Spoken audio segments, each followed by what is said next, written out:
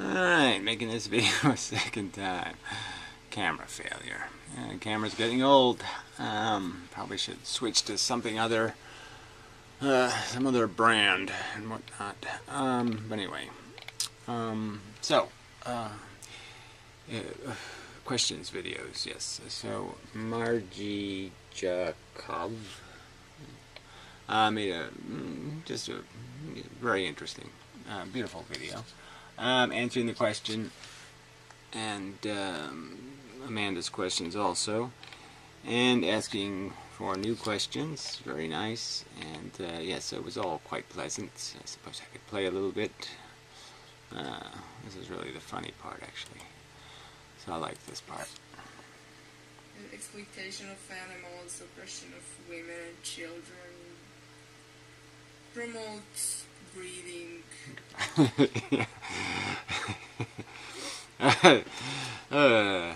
Tell me what you really think. Yeah, listen, it's just really good. I love the whole, whatever that is, accent, Russian kind of thing. Area, over that area, over there somewhere. But yeah, it's a charming accent. Yeah, really.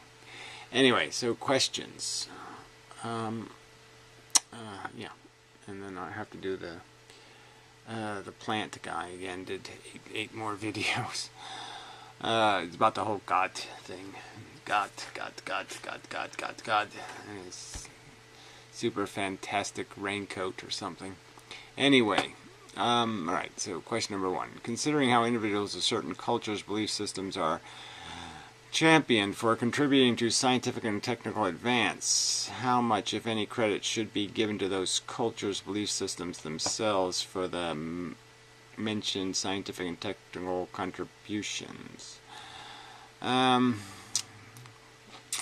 it's one of those things, if you build it, they will come. If you build a good culture, the byproduct is going to be all kinds of productivity and advancement and good stuff. And if you have a crappy culture, then you're going to get crappy people distracted by crappy shit. And so I guess my argument would be it really shouldn't have anything to do with picking a culture, but just recognizing what kind of cultural mechanisms are important. And I guess I would argue that like in the East, they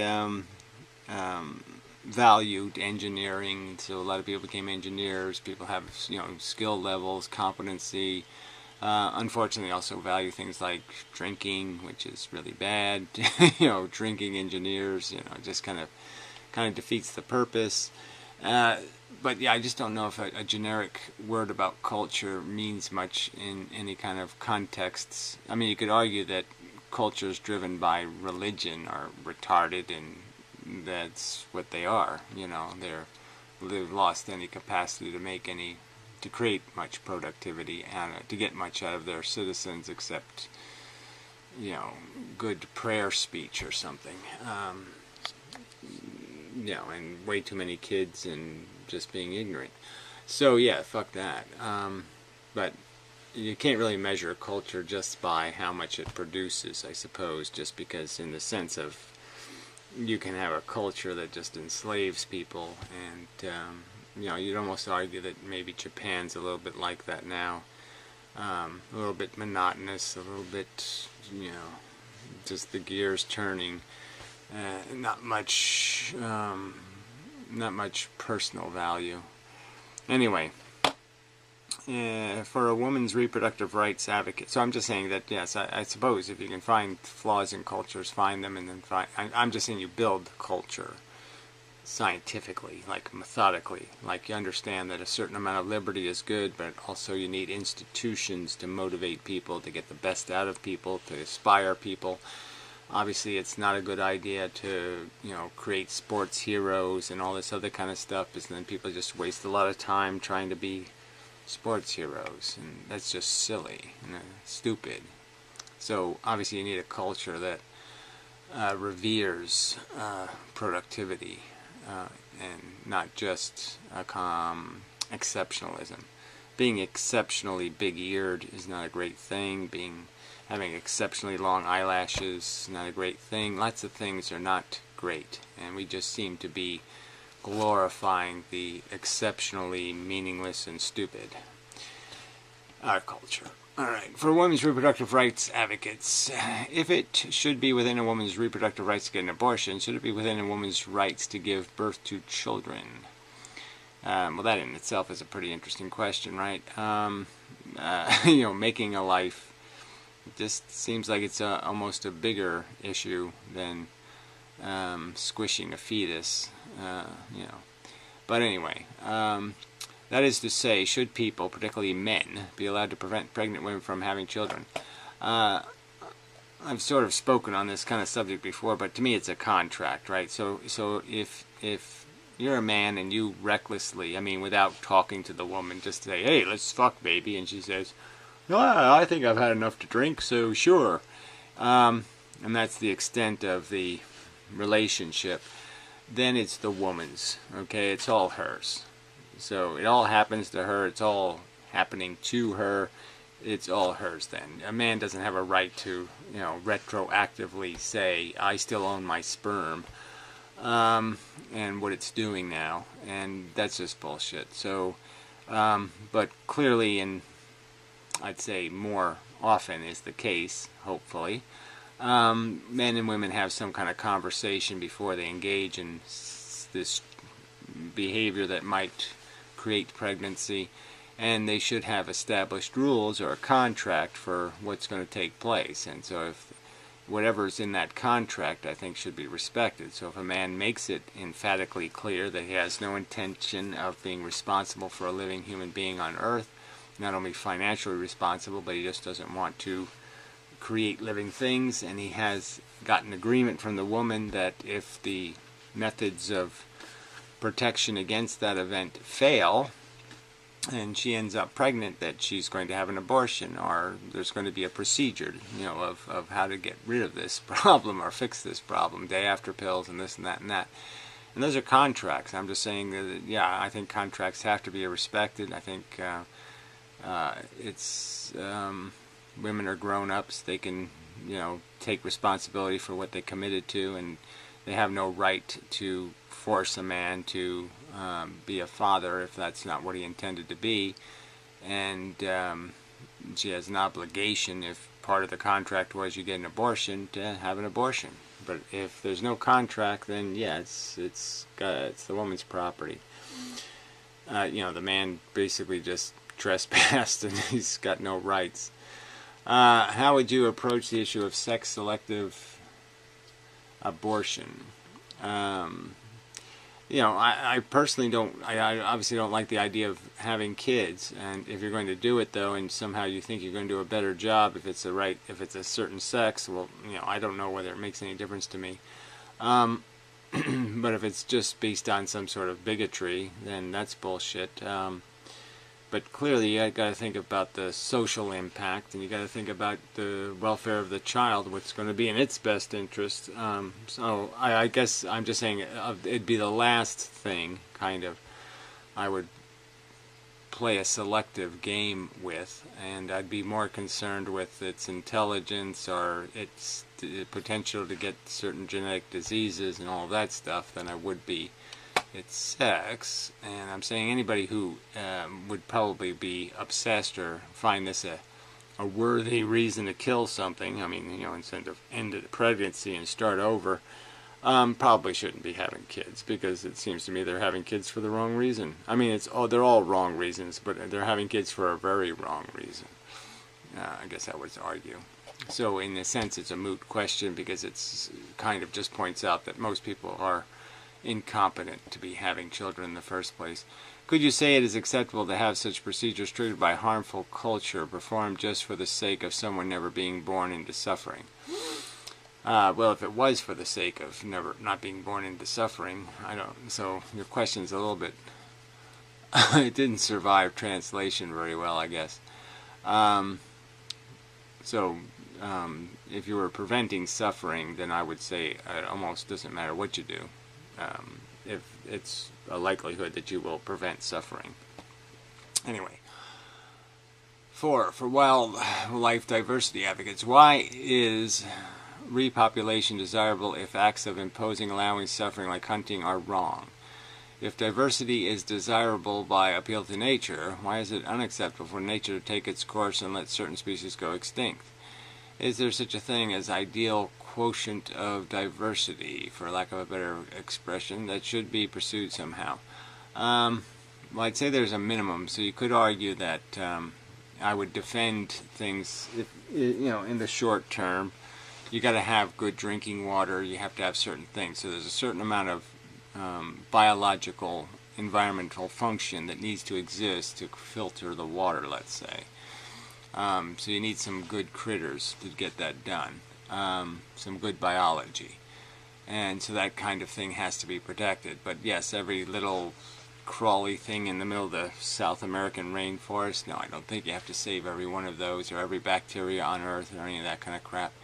So I don't think there is, there's not, the linkage is not that strong or vital, as we found out. I mean, over the last 300 years, human beings have created a bunch of, have transported invasive species all over the world and completely screwed up environments, and then they rebalance and they find some new balance. And maybe we don't like the fact that, dodo birds are extinct, but yeah, you can get along without them. So, and I would argue that, yes, from my perspective, the less life, the better. So, I would not,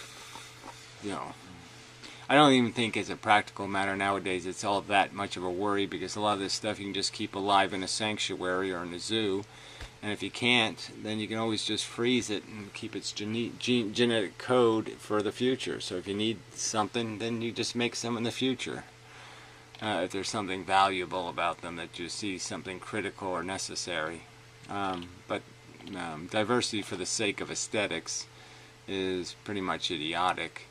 And the assumption that balance can't be achieved, yes, it can, with much fewer critters. You can have a much simpler environmental mechanism do exactly the same, meet exactly the same kind of performance standards, so to speak. All right, so I think that does that. Let's see if that camera's still working. It appears to be. I just don't want to. Making videos more than once. But John might say it was God. God said, "I don't like that video. You must make it over again."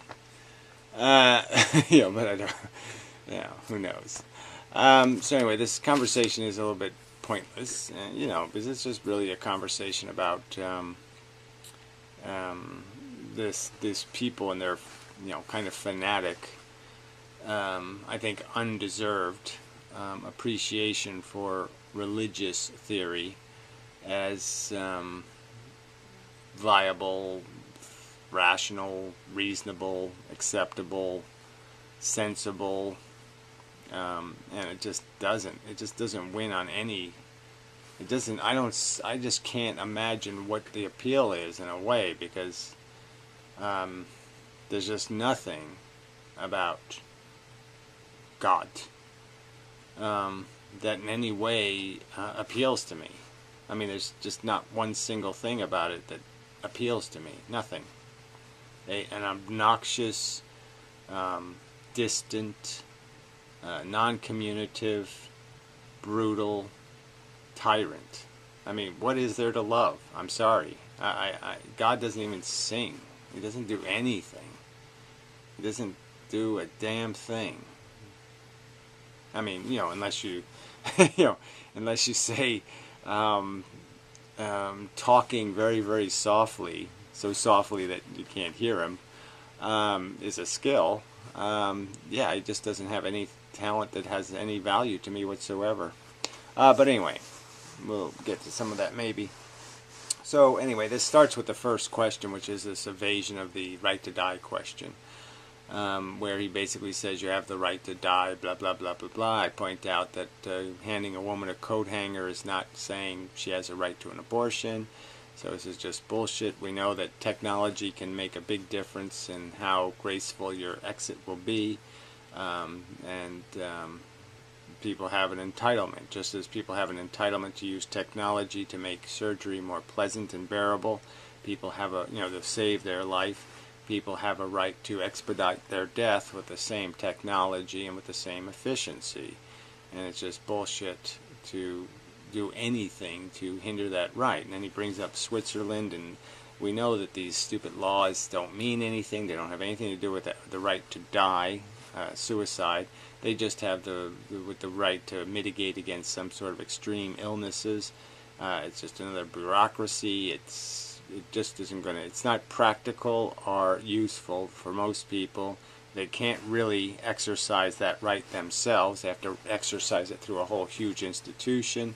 So yeah, it's just bullshit for you to make this argument that it should be hands off. I should be able to buy a knife and cut whatever I want with it, so to speak. The technology should be mine, not yours. You don't own it. The life lovers and livers should not be allowed to take possession of technology and claim that only they know how to use it. That's like saying that pens can only be used by people who are writing capitalist rubbish. Bullshit. The socialists should be allowed to have a pen too. Anyway, so his argument is this, it's kind of like the 12-stepper thing. It's all out of my control. I put everything in God's hands, blah, blah, blah, blah, blah. And it's, again, he just kind of evades that argument that that's just an abdication. There's real shit happening here on the lifeboat, and the God theory isn't going to fix the real shit on the lifeboat. So you can say that I am doing something, I'm talking about God. Well, talking about God will not fix the problems on Earth. God's theory, be fruitful and multiply, has absolutely nothing to do with fixing anything here on Earth. It just won't get the job done. It's not pragmatically or in any way a practical, implementable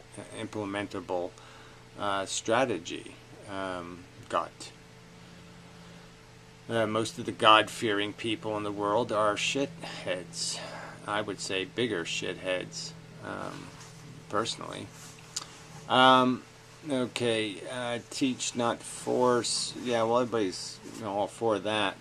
But again, your God doesn't do that. Your God doesn't teach. He doesn't inspire us with words.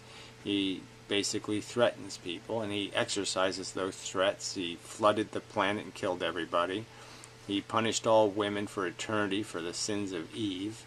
I mean, he's brutal in his force, the application of his force, and his draconian punishments. And so, it's just kind of lame to say we, as reasonable people, can't create systems of reward and punishment on this earth that can do any good, when that strategy is entirely what God is dependent on. He's totally trying to scare us into performing better, or to bribe us into performing better. There's nothing, absolutely nothing in the Bible about just do it for the right reasons. Do it because it's the right thing to do, and here's the rational argument. None of that. I will, the poor will not be with you always if you do the right thing. He doesn't say things like that. It's all about what happens to you. It's not about what happens to the destiny of mankind. He's not putting, he's not obliging the parents to do the right thing by pointing out how it'll benefit the children. He's talking about punishing the parent, or punishing or rewarding the parent. And that's the wrong. If you really were motivated by principle, the argument would be the principled argument. Do it for the future. That would be the argument. So then he said some sort of bottom line.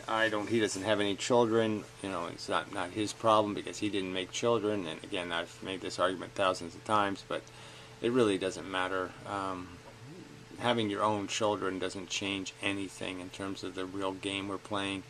It doesn't change your responsibility to the idea of children, the concept of a child. It doesn't change the property of the children that exists. This my crap is just crap. What exists and what will exist is the thing. Is all of our responsibilities.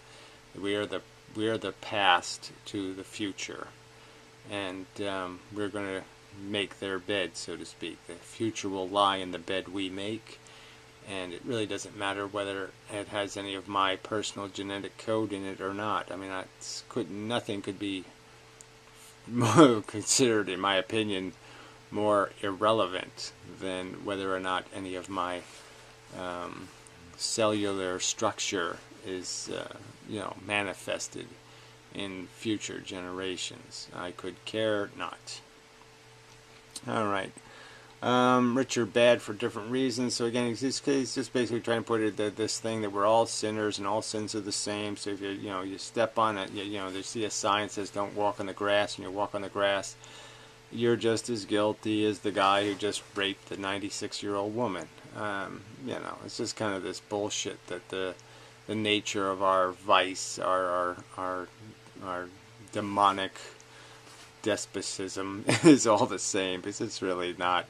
We could tell the difference between people who are really fucktarded and people who are just a little fucktarded. And I would, of course, like some sort of balance in perspective to be applied to the rich, and I'd like them to be called what they are, slave owners and exploiters. I call capitalist exploitinists for that reason, because that's all they're really trying to do, is find somebody to exploit, something to exploit to their personal advantage. These are selfish assholes. They should be called what they are, and just as a heinous criminal should be called a useless sack of violent, crappy shit. A broken and fucktarded piece of shit. And, where appropriate, they should be discontinued. The model should be put out of commission, and we shouldn't make any more of those. Alright. Eternity in hell, and so he keeps pretending that he's going to modify Christianity, so there's no hell, there's just some sort of second death. And that just, again, is evading the subject, which is there's lots of places in the Bible where God made the hell right here on earth, where the punishment was direct. He gave people festers, and he imposed blights on them, and he rained frogs on them, and and again, the punishment of all women for the sins of Eve. I mean, Noah's Ark. I mean, all these things are draconian, hell-like punishments. So even if hell doesn't exist, the idea that your government loves to punish is a fact. He loves to use threats of violence as a way of persuading us. So anyway, so I just don't see how you're gonna, God's petty vengeance has no comparison. As bad as human beings are, the God of Christianity is not a loving, forgive kind of a guy. He's a pretty shitty person. God. Let's see. Praise God is the wrong reason. Please God is the wrong reason. Yeah, so God doesn't have the guts to talk to us directly. He doesn't have, he doesn't do any of this logical thing. He's made in our image, and yet he doesn't have a mouth, and he doesn't have ears to listen and talk. And so, I mean, it just seems kind of bullshit. It seems a distant, uncommunicative. He doesn't even try to persuade me. He sends a Bible full of the silliest fucking idiotic stories that don't have any connect. Bats are birds, and all kinds of dopey Old Testament stories about if you find a dead bird on the street, give it to a homeless man because you're too fancy to eat dead birds, and if it makes you it might make you sick. So it's okay to make the homeless man sick because he's hungry and desperate. And it's okay to fuck the desperate. Why would that be okay? Why is it, it's like the, Jesus will say, go hunt down the black sheep, and, it's okay to, neglect the good sheep and pay all this attention to the black sheep. And yet, the Old Testament, it's, poor people aren't as important as you. making them sick is okay. You being sick isn't okay. Is that a loving God that does that kind of crap? It's not. It's bad enough the guy's homeless or poor. You got to pile on top of that. Well, I might make you sick too. Oh, great. All right. Then he talks about how we're just atheists. If you're an atheist, that means we're just animals, and you don't have any. You know, we can't be anything but dumb monkeys. And so I'm sitting here with this educated brain, and this guy's telling me if I'm an atheist, I'm not allowed to recognize that I have an intelligence, a capacity to be intelligent, and that it's kind of a unique feature on planet Earth. But yes, this whole language thing, the slow maturation allows our brain to do language and to store words as concepts and to understand categories and properties and to understand that you can't win by beating the shit out of your own kind. That you can't steal from the future profitably. It's stupid. Okay, the future is going to be the same as you. It's going to be the same stuff, the same conscious brain struggling, the same idea. You're not special. You're not especially special. You're unique, but your uniqueness is like snowflakes' uniqueness. It just can't possibly mean anything. Anyway, God is working on it. Well, that's your presumption. He's not working on it very cleverly, in my opinion. His argument sucks. His Bible's all babbly and bullshitty. He's not making a rational argument of persuasion. He's making a bunch of threats and making a bunch of bribes. So I don't see how there's anything to admire in the conversation that your God is providing. And then you say the God I describe. Well, it's not about the God I describe. It's about the God described in the book that's supposed to represent God. And so again, if you're God, if you're all powerful, only God knows, God is love, God is all this stuff, and he can't even persuade people to write his book correctly, how is that bad on me? It's not bad on me, that's bad on your God. If the God story is incorrect, it's incorrect because God wants it that way. It's just kind of silly to say he can't even write a book and get it right. He can't get the storytellers to tell the story right. All his power to do all these things, and he can't even convince people who are writing the book of God to write it correctly? Come on. Who am I to judge God? Well, frankly, we have to judge things in the world, and the part I'd like you to judge is the evidence that your God doesn't exist, the evidence, the more reasonable evidence that we just evolved on this planet as selfish monkeys, and that we do have a huge advantage of having a conceptual mind, and that we can see many different worlds. We can imagine the future. We can imagine all kinds of things the other animals can't, and we can be quite sophisticated and quite understanding and quite capable of reasonably balancing the values at stake and understanding that we're just one individual and there's lots of individuals and we all need to be fed and we all need to be cared for and we all need not to be bleeding and suffering and burning in oil and all that kind of shit. And that we have to try to create mechanisms to prevent people from being psychotic or crazy or stupid.